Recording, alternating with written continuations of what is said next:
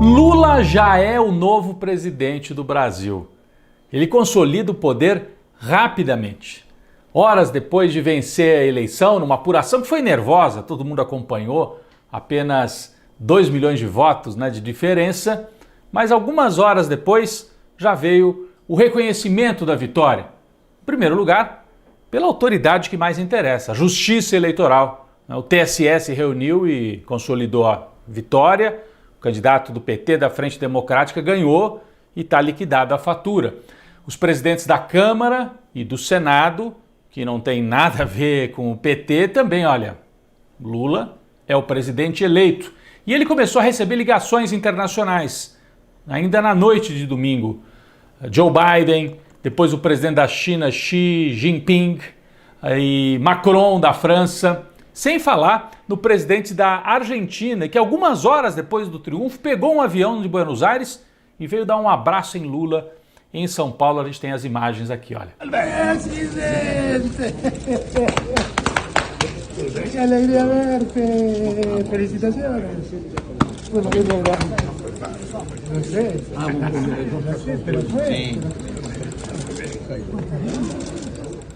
Logo depois do triunfo eleitoral, ainda no domingo à noite, Lula fez um discurso de estadista no hotel, cercado pela equipe. Ele disse que vai governar para todos os brasileiros, claro, inclusive para aqueles que votaram no Bolsonaro. Bem diferente do atual presidente derrotado, que em 2018 falou a minoria tem que se curvar para a maioria. Nada disso. Vamos acompanhar um trecho da fala de Lula. No que depender de nós, não faltará amor neste país. Vamos cuidar com muito carinho do Brasil e do povo brasileiro. Viveremos um novo tempo de paz, amor e esperança.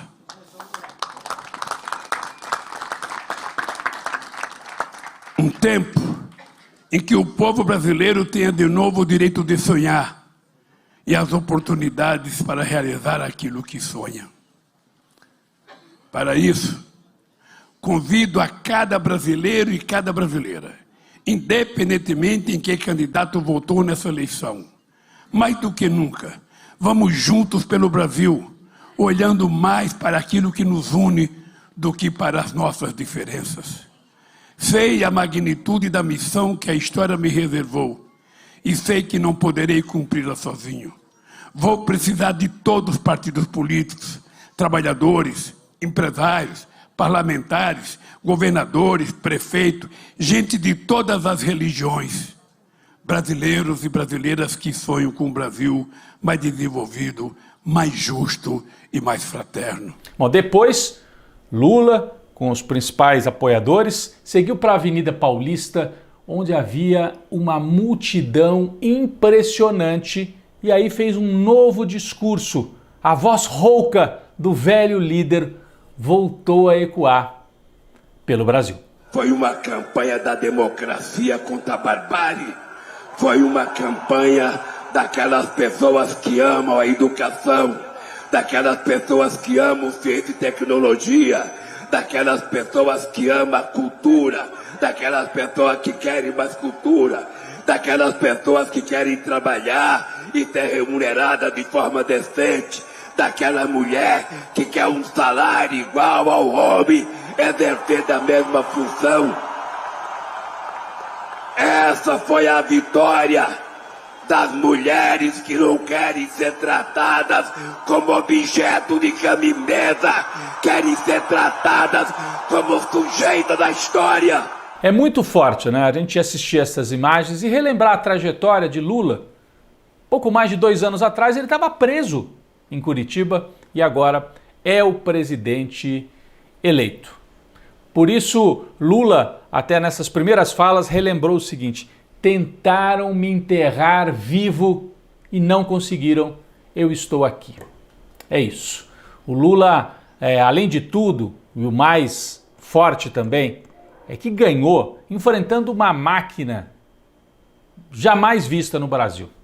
O presidente derrotado, aliás, é a primeira vez que um presidente é derrotado numa reeleição. Fernando Henrique, Lula, Dilma conseguiram se reeleger, o Bolsonaro não. Bom, Bolsonaro usou a máquina pública, dinheiro na véspera da eleição para comprar voto, uma máquina de mentiras, terror religioso, ameaças físicas e até assassinatos de militantes da oposição. Intimidações de toda a ordem. Tanto que o pessoal do Lula, em muitos casos, evitou usar adesivos no peito, adesivos nos carros e até bandeiras nas casas. Ainda assim, Lula ganhou e por isso a vitória por 2 milhões de diferença é uma vitória épica, uma vitória heróica pelo fato de Lula ter enfrentado essa máquina impressionante. Bom, o reconhecimento do triunfo foi rápido, como eu disse, menos da parte do derrotado. Jair Bolsonaro manteve um silêncio de quase 48 horas e, com isso, alimentou o movimento golpista dos seus apoiadores mais radicalizados. Eles logo foram para as estradas com caminhões, parecia tudo já muito bem preparado, havia uma estrutura, alimentação, água, pararam estradas em vários estados brasileiros, principalmente no sul, no centro-oeste, mas também em São Paulo, em Minas Gerais. Temos aí imagens de vários bloqueios. Foram também para a porta dos quartéis pedir golpe militar, literalmente. Não aceitam o resultado. Em Santa Catarina, um grupo de golpistas bolsonaristas fez a saudação nazista, numa cena que correu o mundo, recebeu repúdio da Alemanha, de Israel, de todos os democratas no mundo. É verdade que em alguns casos as manifestações pareciam saídas de um hospital psiquiátrico. Aqui nós temos a imagem desse rapaz aqui marchando. É um negócio impressionante. E essa outra? De um homem que achou que era super-herói e tentou parar um caminhão que rompeu o bloqueio na estrada. Ele ficou pendurado no caminhão e andou quilômetros assim. Uma outra cena que chama a atenção pela maluquice dos bolsonaristas. Bom, mais para o fim da semana, essas manifestações perderam força, apesar das PMs e da Polícia Rodoviária Federal ter mostrado pouco empenho em reprimir essas arruaças. Veio a ordem do Tribunal Superior Eleitoral, Alexandre de Moraes, para desobstruir estrada, e ele já avisou, quem fizer manifestação antidemocrática vai ser tratado como criminoso. Mas tem alguém que precisa ser investigado, que é esse diretor aí da Polícia Rodoviária Federal, o Silvinei Vasquez.